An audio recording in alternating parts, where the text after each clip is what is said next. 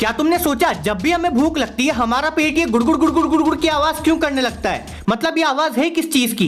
देखो, हमारे शरीर में चीजें नॉर्मल तरीके से इधर से उधर नहीं जाती। ऐसे कॉन्ट्रेक्शन होके यानी दबाव वाले मूवमेंट होके चीजें इधर से उधर जाती हैं। अब ये आवाज हमारे पेट और इंटेस्टाइन की मूवमेंट यानी हिलने डुलने से आती है और ये आवाज 24 घंटे आती है। पर जब हमारे पेट में खाना होता है तो ये आवाज खाने की वजह से दब जाती है और हमें सुनाई नहीं देती। पर जब पेट खाली होता है तो पेट में हवा और पानी के अलावा कुछ नहीं होता। तो जब पेट और इंटेस्टाइन अपना बचा कुचा माल निकाल रहे होते हैं तब भी ये मूवमेंट की आवाज आती है। पर अभी हमारा पेट खाली है तो ये आवाज हमें बहुत जोर से सुनाई देती है। और भाई कभी कभी तो ये आवाज इतनी तेज होती है कि पता ही नहीं चलता।